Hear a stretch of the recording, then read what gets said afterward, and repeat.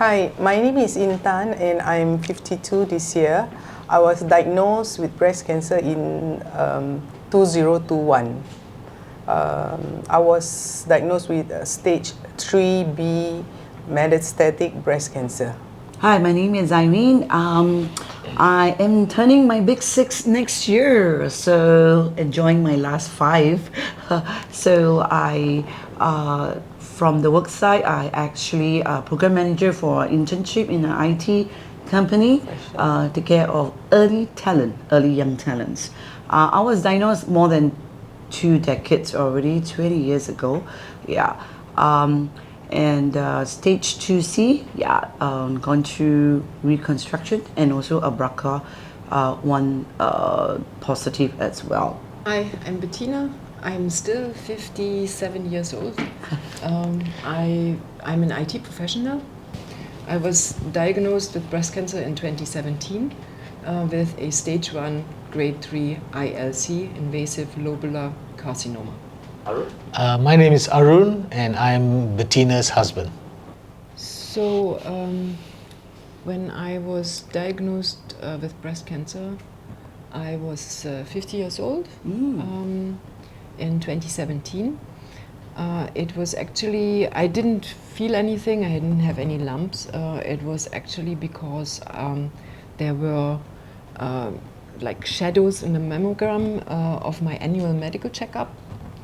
And then another ultrasound performed, and the conclusion was that I should go and see a specialist. I had a similar occurrence a few years earlier, and it wasn't anything really. So I didn't see any urgency to do it. Through my annual medical report in my somewhere in my tray, and I thought, okay, I get to it at some point. I was very busy working. We had restructuring in the company, and there was like my boss was changing, and they were like, it was a challenging time. So then I cleared my in-tray and I saw this report. That was like maybe like 4 or 5 months later, and I said, okay, I should call a specialist. So I did, and I got an appointment with the breast surgeon. I went there, showed my annual medical report, and she looked at those images, and she looked quite serious, and she also asked me whether I had time that day, and I could stay back for a biopsy. So I did, and then I had same day, and I had a biopsy. She had identified one place for the biopsy to be taken, but then the doctor who checked the biopsy, she asked me, can they do another incision? And that kind of whole thing was very disconcerting for me. I felt like, okay, there is something. When the doctor asks you, do you have time? Yeah. So then discuss more. All this was done, and I got the appointment a week after to see to go through the results. And I remember coming back home and saying, I don't feel right about it. But I mean, there was nothing. I didn't feel anything. Nothing was wrong with me. There was, as I said, there was no lump or anything. So I really was very anxious for that review appointment, and but I still thought it's kind of like, maybe there's something that needs to be taken out, and so I didn't think of cancer, a cancerous tumor. But when I was then presented with that diagnosis, it was preemptively a stage 2, because they don't know whether it's stage 1 or 2 until they take out the tumor. It was this invasive lobular carcinoma, where actually the cancer grows quite fast as well, stage 3. And then they didn't know whether they needed to do a chemotherapy prior to the operation or not. All this had to be done with additional tests. And they were very sure that the right breast had to be removed to a mastec. And I was still in this whole work thing, the week after, I was scheduled to go to Germany to for this whole restructuring meetings and basically to meet my new boss and everything. So I did tell the doctor, I said, okay, can we do this whole thing after I come back? Your work is more important than your... Yes. And so she said, okay, let's get all the additional tests done before I leave, and then we, you know, they can have the test results, the final test results, while I'm there, and then we continue after I come back. So so that was done. So in a few days, like I think there were 2 days, I had all the scans done, and we emailed on the results and all that. And I mean, by that time, I already knew it was cancerous.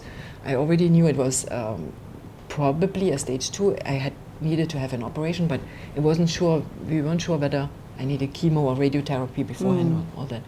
So we clarified all that. Then I came back for my work trip, and what was really good was that I told my boss right away, and they were all very understanding. They said, okay, take the time that you need and keep us updated and do not worry. And so this was very reassuring. Yeah, I came back and had my operation. I didn't need any chemotherapy prior, and so I could straight away go to the operation, and operation came out with a stage 1. So it hadn't spread to the lymph nodes yet, but because it was a stage 1, grade 3 aggressive cancer, there was still the therapy recommendation to go for chemo after. But it was, because the cancer was hormone receptive, HER2 negative, but hormone receptive, there was a chance that chemotherapy would not be necessary if the cancer reacted to anti-hormones, right? So for that I needed to do a test. And Fish test? the fish test was for the HER2. That one came out negative. And then I went for the Oncotype X test. So that's a genome test that tests whether actually a chemotherapy would benefit, or whether it's not necessary at all. So we actually had scheduled the chemotherapy, but we did that additional test. It went to the US.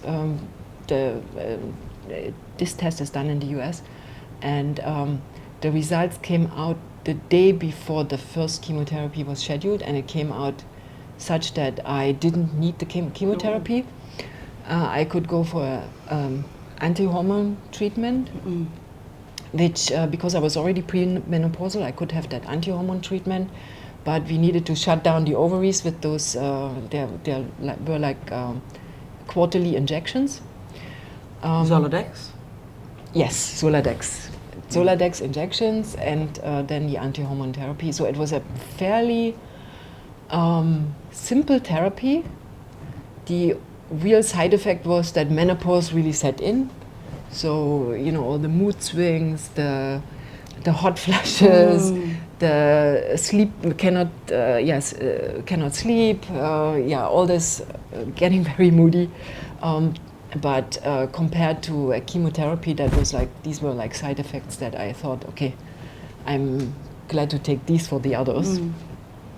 And then I tried out different medications. So they put me on the tamoxifen for a year as well, but I didn't do well with tamoxifen, so we switched back to the anti-hormone therapy with the letrozole. And I went through that for 5 years, and I was declared cancer-free at the end of the 5 years. So by now I have no more therapy, no drugs, nothing is there. So fantastic. That's the best. It's good for now. Yeah. But I do my mammograms, and I mean, there were like recently there were shadows on the left side, so there is always this. Okay, is it going to be next? Because it could be, right? So you never know. But it came out as nothing to worry about again. But since I have that history of, you know, there was nothing to worry about first, and then a few years later it was something to worry about, I always, Yeah. I'm always careful to. Careful. Yeah, just to have to do check my- in, I do my guess. checks, yeah. Yeah. So that's the story. Cancer free for now. Cancer free for now. Yay. Yeah. So, Arun, I think you mentioned just now a bit about, the relationship, how you were when your wife found out and all this kind of thing. How about when the moment when you know that she's cancer free? Maybe Where were we? share about it. In Germany. Yeah. Okay. During the 5 years, she didn't show any significant health issues at all. So she was generally fit, and her mood was good. So it was a quiet celebration. It was, we were then living in Germany, and it was a day when she said, it's 5 years already that I'm cancer free. So it was it wasn't a big celebration, but it was a nice quiet time. Over a And bottle of wine? no. So we're grateful that she has made it through to this state of remission. Yeah. Nice. Maybe next we have Irene. Wait, Can share. we adjust the Cool. Cool. Okay. Yeah. Because we are not moving, that's why. Okay. Yeah. Next time we do interview dancing. Yeah. Yeah. That one, Irene is always ready for that. Always. Always We'll ready. vote for Irene first. Don't challenge. Don't challenge. Irene, maybe you can start. Wow, okay. Well, it's been a long time. I was diagnosed, I think, probably 36 years old, right? My kids were 9 and 11. So at the age of 36, with no immediate history of anyone in my family having any cancer, but my uncles, my father has 2 brothers. They all passed on, one stomach cancer and one lung cancer. So that makes it afterwards when I was diagnosed, it becomes kind of related to hereditary. Although there was none of my family, my sisters, I come from a big family. I've got 8 girls. My mom has got 8 girls, and I'm the 8th child. All of us, I'm the youngest. So none of my sisters were diagnosed with breast cancer, and I'm the only one in this family got breast cancer at a very young age. So definitely at the time, the kids were young. I was in Melbourne with my 2 kids in June holiday. So when I came back, the story is so funny. When my colleague spotted a lump on her breast, and we were having a lunch, and said, "Hey, I got a lump." I was like, "Oh, is that right?" So I just came back from holiday, and I said, "Oh, what kind of is it?" So I was just jokingly, "Oh, maybe I also better go and check, And true enough, I actually have a cyst, which I was like, "What the heck? I don't even feel any pain." So there's no cause for alarm for me to trigger off an appointment with any doctors. But because of that conversation, I kind of go to see a GP because I had a flu. So I said, "By the way, I had a lump there. Can you please check?" And the rest is history. And thanks to the conversation, and because I had flu, I went to a GP, and my journey starts there. After my holiday, and I was 36 then. And then after that, okay, I was still like, all right, never mind, just see the GP. GP give me a letter at Tan Tock Seng Hospital. It's so fast, it's crazily fast. See the specialist in the breast cancer center in Tan Tock Seng, ultrasound, because I was young, I don't do mammogram first. Ultrasound, and then mammogram, and then biopsy the next day. So it was like, all right, you don't have time to react at that point, because I was not expecting it. When I just came back from a holiday, catch up with my colleague, go to GP, and next thing I was at the breast cancer center, ultrasound, and mammogram, and then biopsy already. No time to explain to my husband at all, because I was not, oh, I'm just going for a checkup. I didn't even tell my husband that I just going for a checkup, that's all. But when the biopsy came, obviously I have to tell my husband that, hey, I got to go biopsy. What biopsy? You know, they kind of say, because I didn't mention anything at all. So what biopsy? Then I said, I got a lump there, you know, that I need to go biopsy. Then he was like, give me a face like, huh? What is that? You know? So I said, it's tomorrow, I got to go. Then I have to literally drop everything. My kids, luckily I have a helper to manage my kids going school, you know, swimming days, primary 5, primary 3, you know, those days swimming and not yet going to PSLE, I still can remember. But, you know, fast forward, boom, boom, it's like, wow, I'll just, and then I had my biopsy, but I need 9 days to get the result whether I had cancer or not. That 9 days was bloody painful. Pardon my language. So it was that 9 days was terrible, right? To find whether you have cancer or not. But already the doctor told me at the point when he was doing the biopsy, he told me the chance was very high. It was like more than 50%. So she already told me be ready, be prepared. So when I told my husband that, likely I will have cancer. So we were like both like speechless and don't know how to react, how, So, but we were still hanging on the hope that it's negative. But of course, 9 days during National Day, that was National Day. That's why it was so, I got the present on my National Day, that August the 11th, after the holiday break, then I was confirmed cancer, and it was stage 2 at that time. Then after that, of course, obviously, I have to check whether my lymph nodes is affected, right? Then he does the staging, right? As always. Yeah. Unfortunately, I have 4 lymph nodes that was affected, and I also have DCIS infiltrating. So because I'm young, the cancer tend to be more aggressive. So very quickly, I'd go for chemo. Then I had to decide reconstruction. So I was offered reconstruction. At that time, 22 years ago, what is reconstruction? Wow, it's like quite a big thing now.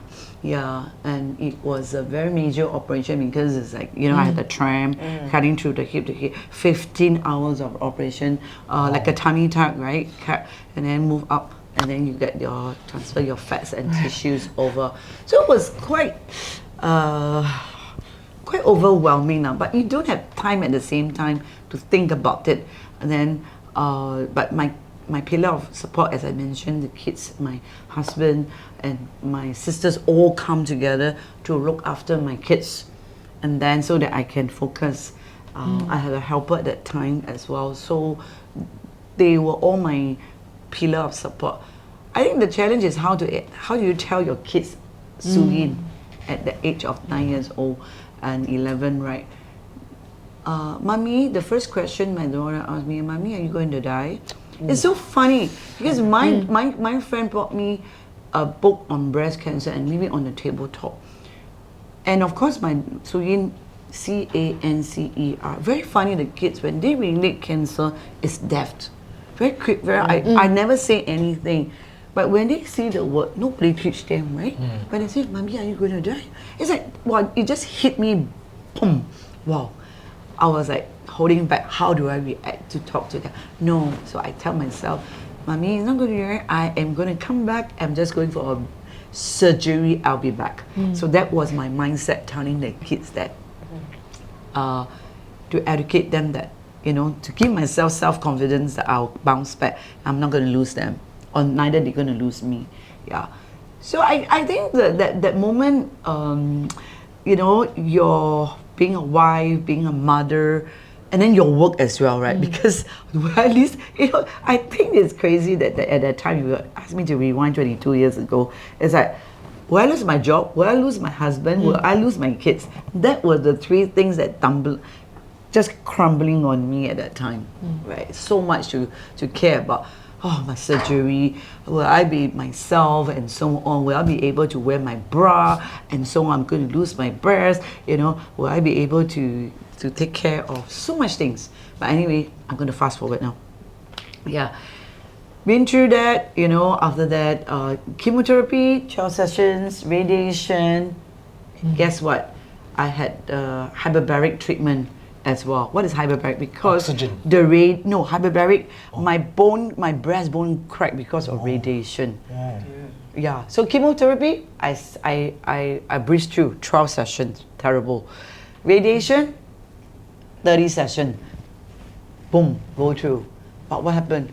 I got breast bone crack. So it on my recon breast. So I have to go through this called hyperbaric treatment, like a tunnel.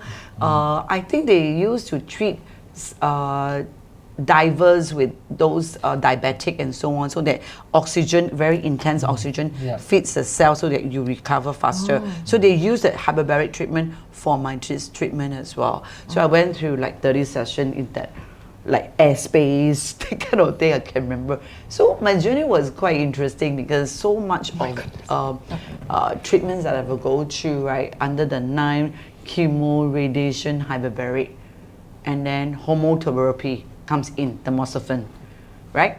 Because I was young, tamoxifen doesn't work on me as well. I got endometriosis immediately after 6 sessions. That's it, I had to start. My baseline was taken. No way I could continue because it would cause cancer. I went for DNC, they removed. So I went to DNC, like the abortion, boom. And then I went on Zoladex for 3 years. And then I got menopause, right? Yeah. And then what's next? Doctor said that the risk is high on you because you are a young survivor.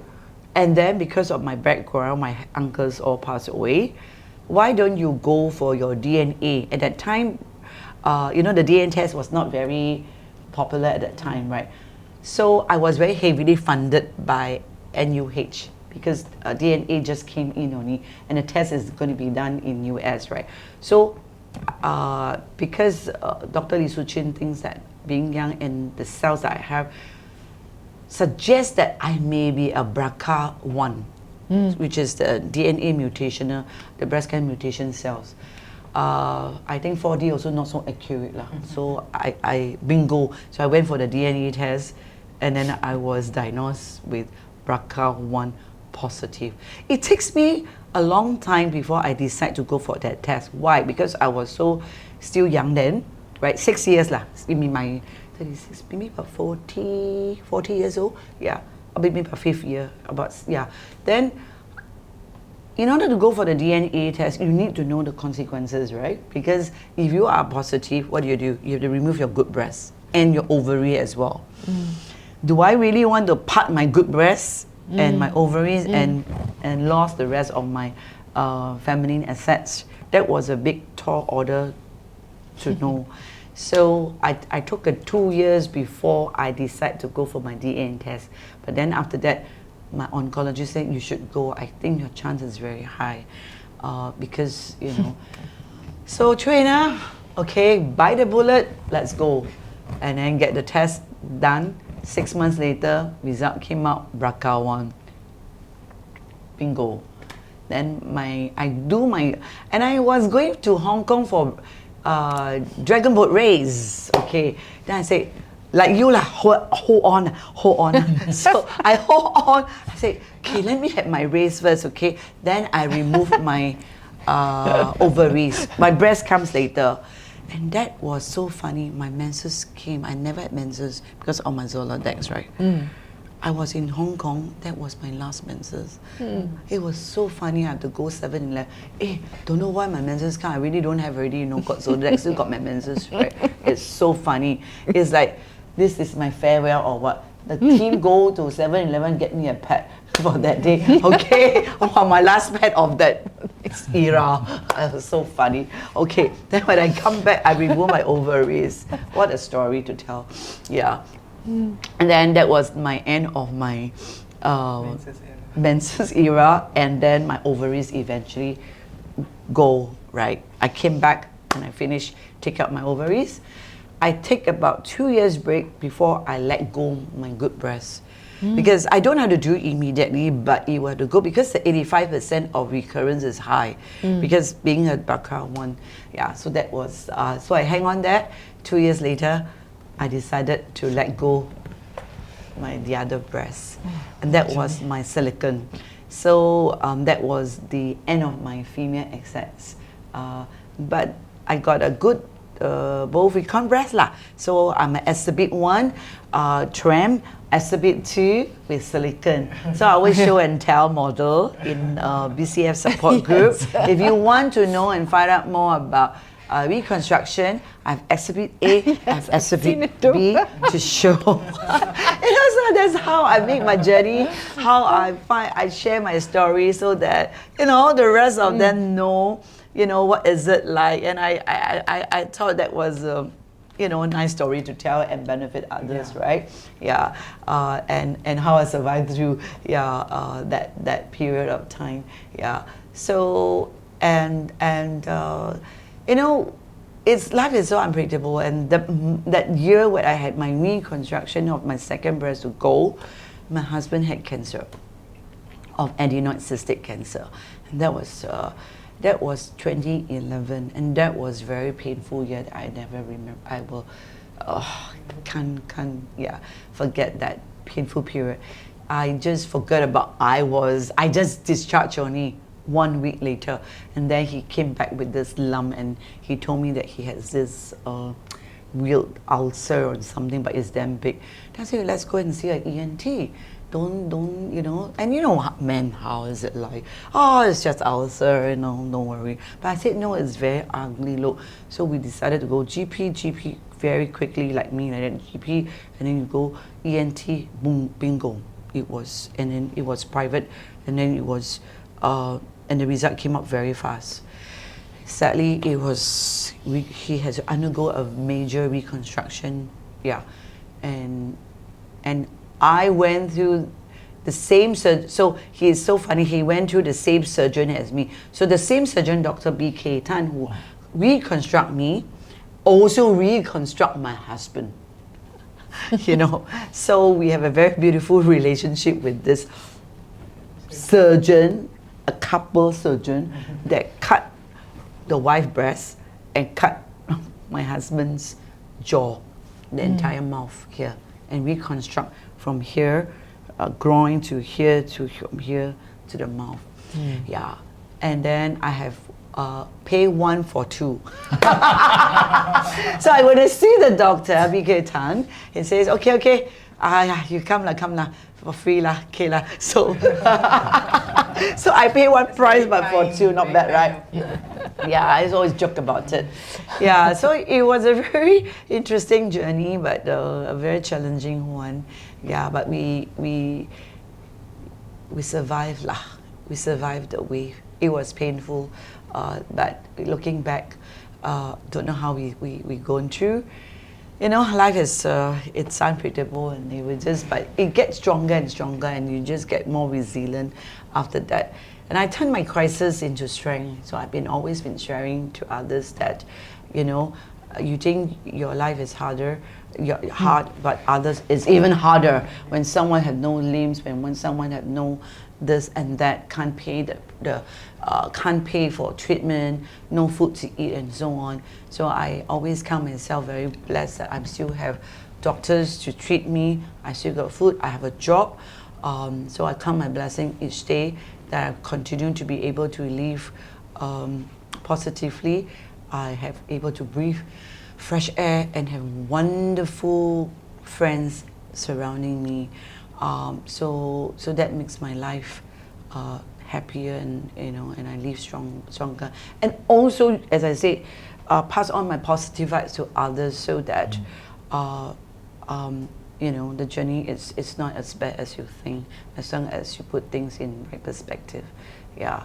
So it doesn't stop there. So of course my journey finished everything, and life goes on, and I try to bounce back. And I have a very strong belief that no one will help you. It is your life. You choose your life how you want it to be.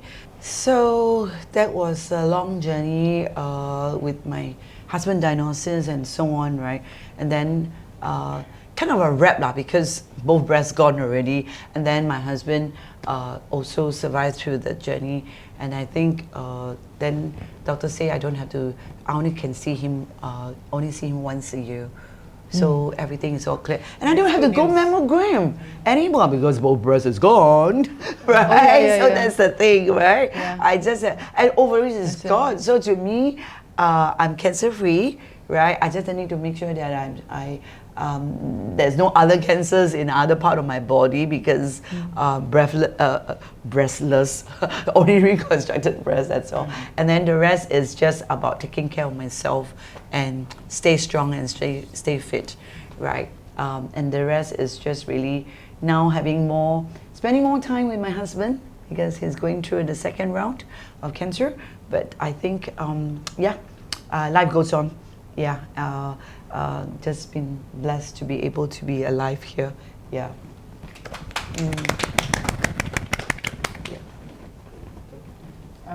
I was diagnosed with cancer when I was 48. One day after shower, I realized there's a lump on my right breast. So I didn't take it seriously. So I thought it might be just like, you know. Just like any ladies. Yeah, any ladies. Yeah, just brush it aside. Brush it aside. Yeah, brush it aside. So after 2 weeks, the lump is still there. So I was alarmed. So I spoke to my husband. I said, this lump, you cannot play. Let's go for a check. Yeah. So, but going for a check is also another challenge because I don't know where to go beside poly and GP because I want to go straight to the doctor. So I called a nurse friend. She said that, okay, if you have a breast lump, you should contact a breast surgeon. I said, wow, there's another step. So I contacted a breast surgeon. Then when he was checking on me, he was saying that, yeah, you are at a low risk. You know, he said it could be a milk duct that was stuck for many years. He said that it could be. Yeah. Yeah. So he suggested for a lumpectomy, and at the same time he said that there will be someone from the lab to check whether the lymph node is affected. There's a dye test, you know, to check whether your lymph node is affected. So I went to OT, and that period was during COVID period, so it was terrible. No visitors, no one can come in. So I had a terrible time because my husband cannot be there. He just sent me a while, and then he can only visit me for a while. So went to OT. Then before going to OT, I was crying already. So my surgeon, he was very sweet. He said, Intan, you don't cry. I said, I'm so scared. What if it's cancer? He said, if it's cancer, then just go for treatment. Yeah. But deep in my heart, I said, I really hope that it's not cancer. I hope it's just a benign cyst. That's it. So I went through, I think, about 1 hour or 2 hours surgery. Then when he was wheeling me out from OT when I was awake, my breast surgeon spoke to me, said, Intan, unfortunately it's cancer. And it has spread to one of your lymph node, so making it stage 3 if it affects your lymph node. So from there, I was already crying before I reached my ward. I said, can I please skip chemotherapy? He said, why? You are still young, you must go for chemotherapy if there's a need. So I said, I'm so scared because I'm so afraid of losing my hair, you know, everything, you know, women's thing, all this. So after that, I was referred to the oncologist. So when he did a FISH test, I was actually ER/PR, that means hormonal is negative, but HER2 positive. HER2 positive means the cancer is very aggressive. So my onco was telling me it's good that it's aggressive because why, we can actually monitor it at the beginning, take care of it so that it doesn't spread to other parts of the body. So I went through 6 rounds of chemo. I lost my hair. The side effect was bad. I lost, you know, like the journey was really hard because you are not yourself. You're like a zombie, you know, waking up, you know, going through chemo, losing your hair, and then your body is not your body. You can't even go down the stairs. Your legs are weak, everything. Yeah. How my children took it, because they were a bit, they are older. They are in their 20s. Some of them are in their 20s. Some of them are still in their late teen years. So they were like, because I've always been very independent, and I'm always like sending them here, there. So to them it's like, my mom is a strong woman. You know, they have not seen the weakest part of me yet. Yeah. So for them, they were like, "Are you going to be okay?" I said, "Yeah, definitely I'm going to be okay." Yeah. So my husband was there throughout the journey, especially going for chemotherapy. He was there to accompany me. And after chemo, I was put on targeted therapy to prevent spreading to the brain. Because HER2 positive, ER/PR negative, the chances of you cancer recurring on other parts of your body besides the female organs is very high. So I was on remission for 1 year. I was very happy until one day last year in June, my cancer marker went up. So I was in a denied state again. So the doctor said, "Intan, let's go for a PET scan." I said no. I said, "Why?" I said, "I feel okay." You know, so I deny PET scan for about 2 weeks. So he says that, okay, never mind, you take this antibiotic. Sometimes inflammation of the body can also causes the cancer marker reading to be high. So after 2 weeks, I met him again, and the cancer marker went even much higher. So I leave it to fate. I said, okay, let's go for a PET scan. So I went for a PET scan. Unfortunately, there's a recurrences to my liver, my lungs, and to my brain. And the first thing he did was, I didn't go through the tough chemo, you know, that 6 TCHP. I didn't go through that. So I had gamma knife surgery after I was had the recurrence, and I was also put on a chemo called Enhertu. So I was on that chemo, and that chemo is really bad. It caused fatigue. Even going to the toilet, from bed to toilet, you don't have the energy. You just become so fatigued, you just want to lie down. So after going through that, I have to go for PET scan every 3 months. So if my PET scan or my blood test show that the cancer marker went down, that will be a celebration for me. I will have a mini celebration for myself. Yeah, because that is good news for me.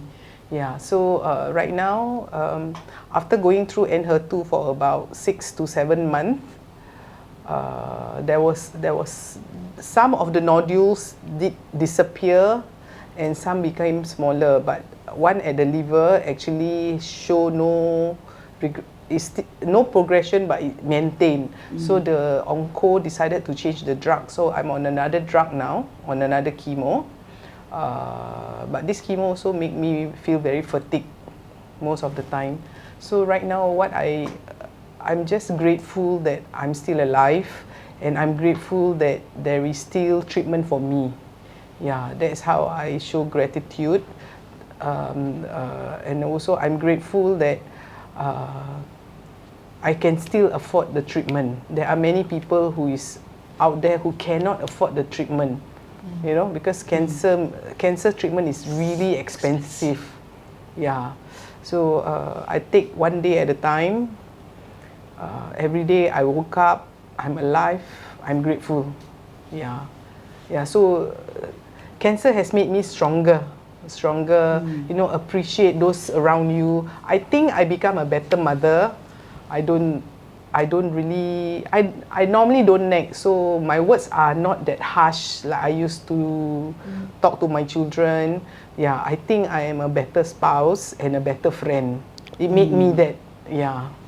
So joining PIP, Paddlers in Pink, you know, it keeps me fit. No doubt I don't feel strong, but I will still go when there are better days that I will go for my training. Yeah, because you have to be consistent with your exercises. Yeah, it makes me stronger. Cancer has made me stronger. Yes. Yes. High five. Okay, let's Let's do a group hug. Yes, stronger than cancer. Woo! Yes.